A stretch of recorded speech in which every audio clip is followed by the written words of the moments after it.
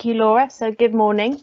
As Laura said, my name is Krisha Waldock and welcome to my presentations of the findings from my paper titled An Exploratory Study of Attitudes Towards Autism Amongst Church-Going Christians in 4 Protestant Churches in the southeast of England. Hang on, there we go. So I'm a PhD candidate at the Tizard Centre, where my research is exploring the social inclusion and belonging of autistic people in various belief system groups. I'm currently supervised by Professor Michelle McCarthy and Dr. Bill Bradshaw, but this research today I am presenting is the precursor to my PhD studies, which I did with my colleague and co-author, Professor Rachel Forrester-Jones, who's now at the University of Bath. I have put my Twitter handle there, so people are welcome to tweet me throughout the presentation if they wish. So disability has been understood in the church in a variety of different ways through different eras, and this includes disability as a blessing or the disabled person as angelic, for example, the Blessed Old Fools of Russia, to disability having demonic associations and witchcraft. Concurrently, how disability has been viewed in wider society has also changed, with notable large shifts post-Enlightenment and again since the end of World War II. Ideologies such as deinstitutionalisation and the disabled civil rights movement have challenged how disabled people are perceived by both individuals and wider society. We chose to look at autism specifically in this study as there's an increasing number of people who are diagnosed and identify as autistic, including the primary investigator of this study. The increasing dialogue and research surrounding autism, both in academic and non-academic spheres, has also sharply increased over the last 10 years, showing the relevance of us selecting autism as the subject of our study. Church membership in the UK as of 2015 was about 5 million, and other research has found that churches can act as a conduit to social inclusion, and the relationships within a church can promote a sense of belonging, which is an innate human need. The current literature in this specific field is very limited, although there are studies looking at Sunday school teachers, parents or clergy's attitudes towards autism, which demonstrate mixed attitudes. We were unable to find specific reports regarding congregations specifically, and furthermore, a lot of these studies were methodologically weak and weren't autism specific, so they mixed them in with learning disability or they mixed them in with other support needs as well. And they mainly came from a US context and not from a UK context. The US is different culturally to the UK, including the role of church and religion in society. So these findings may not be 100% transferable to a UK context. So our aim of the study was to explore current attitudes of UK churchgoers and discover how this develops, and our objective was to learn more about the interface between spirituality and perceptions of autism. We used a purposive and convenient sampling method in order to capture the phenomenon we were after, so churchgoers in the southeast of England, and this also complemented the exploratory nature of our study. 4 churches were approached and agreed to participate, and all were in a 5-mile radius of each other. Denominations of the churches can be seen in the table. Participants needed no prior knowledge of autism to take part in the study, and 21 interviews were carried out, including 1 minister per church. And the numbers in the second column, it's been a slight typo on the slide, it's supposed to say churchgoers, so we had 5 churchgoers from an Anglican church, 3 from a Baptist church, etc., etc., and the total at the end was the total number of people per denomination that we interviewed for each denomination, including the minister. The interviews lasted between 25 and 55 minutes, and I transcribed them verbatim after the interview. We analysed them using grounded theory, as we were looking for a process and a theoretical framework which underpins the formulation and impact of such attitudes. This is also a new area of research, so further highlighting the suitability of this. After inductive analysis, we found 3 themes which emerged from the data, as seen on the slide. And one key thing to note with our findings is the lack of consensus across the sample, which can be seen in the mix of sub-themes, which I'll show on the next slide. We considered the sub-themes and the interconnection between them to be crucial in terms of how autistic people came to be regarded in this context. The three themes that emerged from the data were found to interact with each other to create one theoretical construct, which is on screen right now. And this is shown in figure 1. This construct shows a process of where the attitudes towards autistic people may originate from and how these attitudes might impact on church practice. The first theme we found was of different understandings of autism, which is circled in red on screen now, and this comprised of the subthemes experiential knowledge and theological understandings of autism.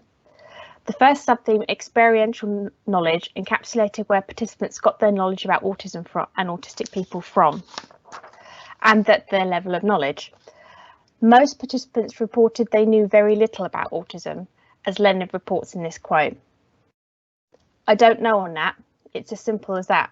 I don't know.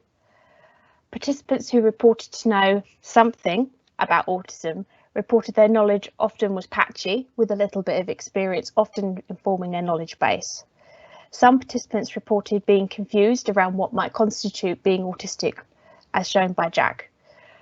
One of the problems I have, and you might be able to help me with this, is in terms of definition of autism and who's included in being autistic and autistic tendencies.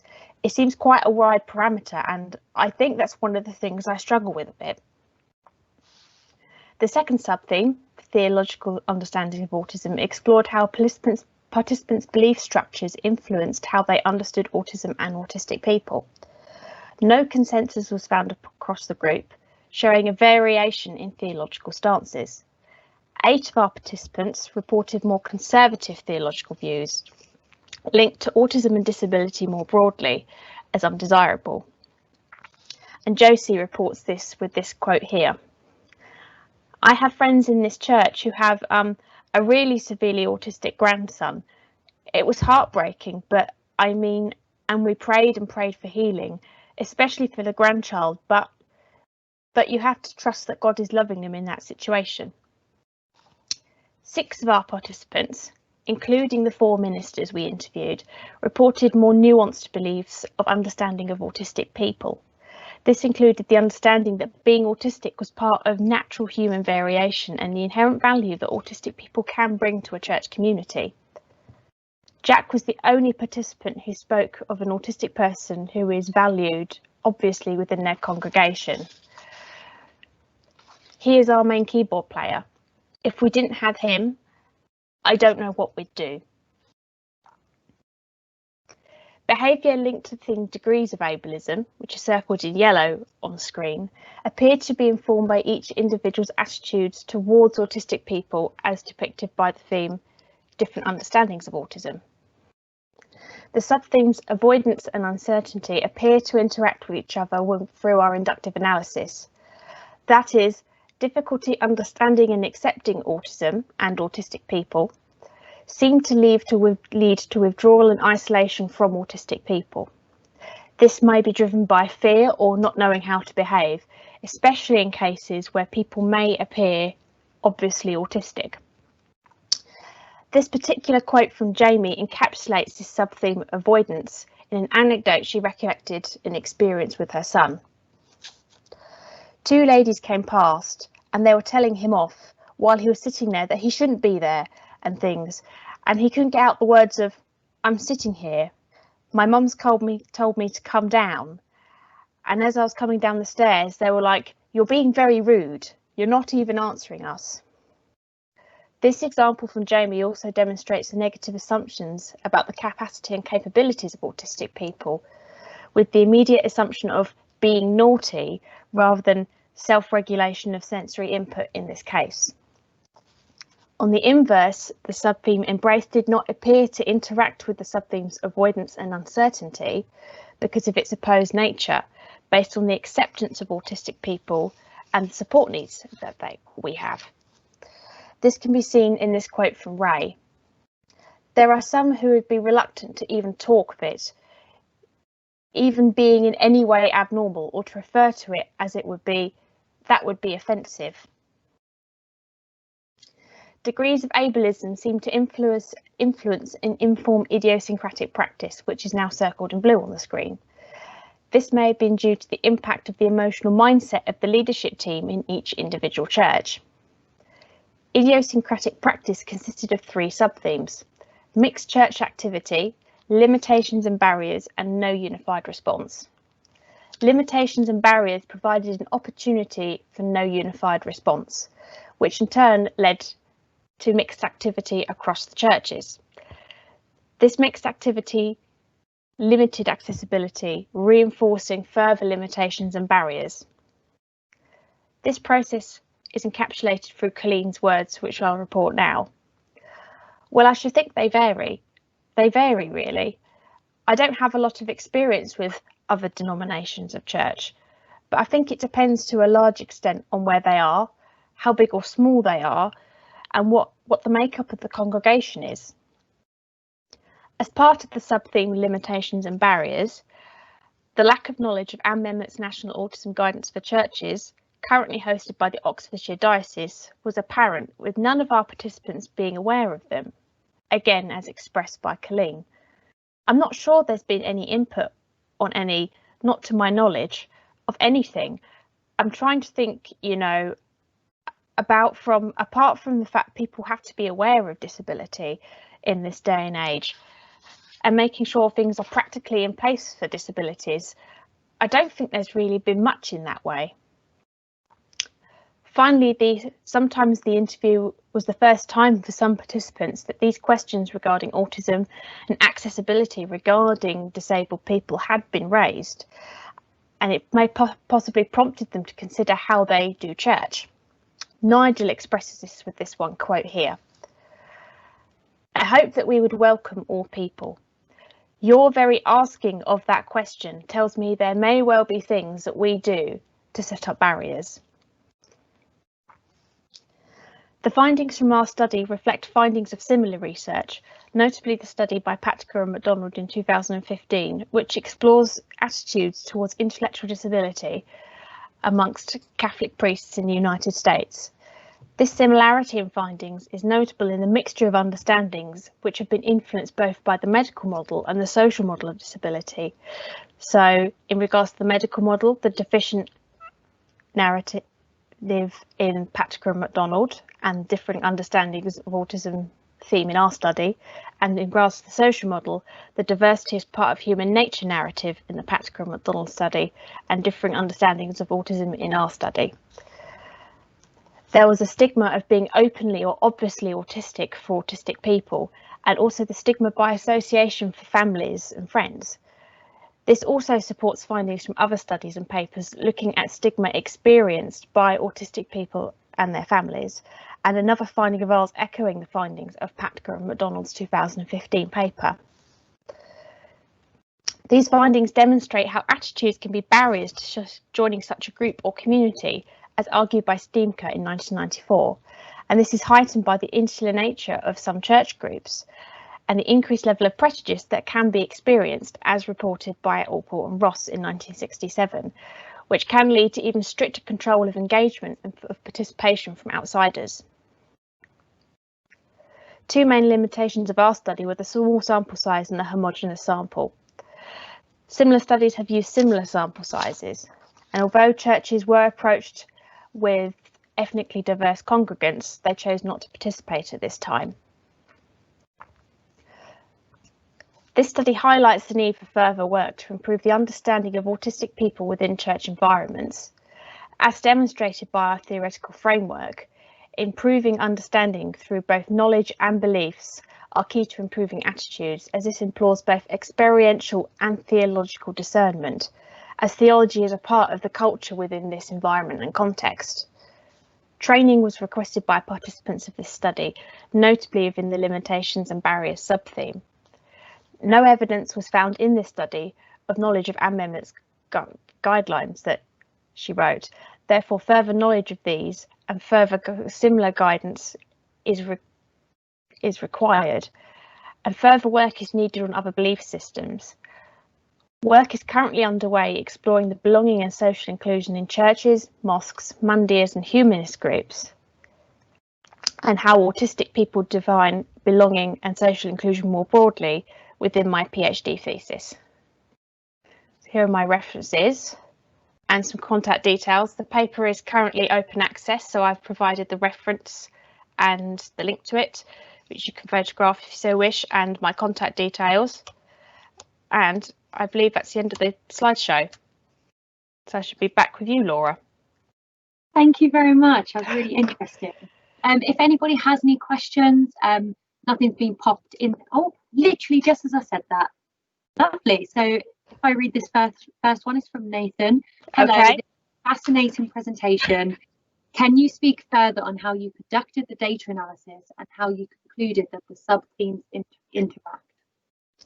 So what we did was we did grounded theory as our analysis, and as part of the coding in grounded theory, you're looking for processes. So unlike in thematic analysis, where you're looking for perhaps static ideas, we're looking for processes and actions which were going on within our themes that we had. And then what happened was actually you end up with a process which is going through as you analyze and as you go up the set from your kind of your codes to your sub themes and your themes. And we found that avoidance and uncertainty interacted, not through looking for a correlation, because obviously we weren't looking to employ statistics or any quantitative methods in this study, but how the process flowed through inductively and which themes led on from one to another and which ones kind of inductively moved around together. So it's almost as if we were looking for what emerged from the texts and from the transcripts, rather than us presupposing what we thought might happen onto the transcripts. Incredible. If anybody else has any other questions, feel free to pop them in the Q&A now. Wait about 30 seconds to see if any more come through. But thank you, Nathan, for kicking that off. What made you study the attitudes of autism within the church? That's really an interesting question. I am autistic and I'm a Christian, and I have experienced and actually seen firsthand different dynamics within the church, as I've grown up within a church environment for most of my life. And I've seen sometimes that people don't necessarily have the presupposed knowledge, perhaps, that they might do, and that might impact on how people might be included or might feel a part of.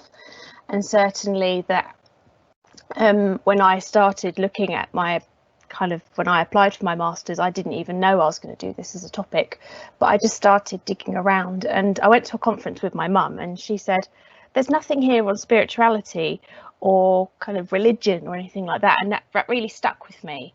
And then when I started looking through some of the literature just before I started, I noticed a real gap in the literature, and that so much of it was American. And obviously, as we know, religion and Christianity hold a very different stance culturally to in the US to over here, where actually it is obviously institutionalized over here, but the concept of, I see churches almost as mini communities of practice together, and nothing had really been examined. And I guess that's where my interest had been sparked, not only through personal experience, as many researchers will attest that actually some of their research will be inspired or sparked by personal interest or personal circumstances, but there will also see a gap in the literature as well. And I think it was that gap which I really found so interesting. Thank you. I do find it really interesting why people take up specific topics, especially such niche things, for some bigger topics. So thank you. We do have another question if you're happy. Yeah. So this from Melvin. The naughtiness aspect of the study reminds me of past experiences. Can this be developed to give a greater understanding towards autistic children? I think it can be. Obviously, that wasn't the scope of our study to look at that particular part. But what I'm hoping is actually that in my PhD studies, when I'm hoping to do some focus groups with some churches, mosques, Mondays and humanist groups, and also some autistic people as well. What I'm hoping is some of that aspect which I almost called naughtiness, which isn't naughtiness at all. It's actually, sometimes it's distress, sometimes it is someone being able to not process the world around them properly. Sometimes it's just a breakdown in communication. And actually, I'm hoping to be able to really dig into that a little bit more in the focus groups I'm going to be running, hopefully in October.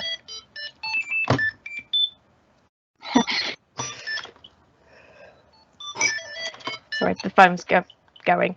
Right. We have another question. Perfect. Yeah. I think it kind of comes up with the last one. Julie asked, will you be using your findings to make any recommendations to religious organisations to make church more inclusive, both for adults and for children's programmes? That's a really good question. So I am actually part of the Inclusive Church Disability Conference planning team, and I'm actually colleagues with Anne Memmott and other researchers in this area. For example, Dr. Naomi Jacobs is another member of the planning team, and they are all very aware of the research that I have done. And it's a matter of almost drawing together our different threads, because there's a lot of advocates and self-advocates in this field, but there's not that much in the way of research. So Dr. Jacobs finished their thesis I think last year, and obviously this paper's only came out last month, so it'd be really good if we could all sit down and actually look at drawing research into the actual policy which is going on. Lovely. There've been some brilliant questions. Thank you to everyone who submitted. No more are coming through, so in case any do come through after, then we can always pick this up after and get the answers out to you. But thank you so much for presenting, Krisha. That was absolutely really interesting. And thank you to every single person that has tuned in.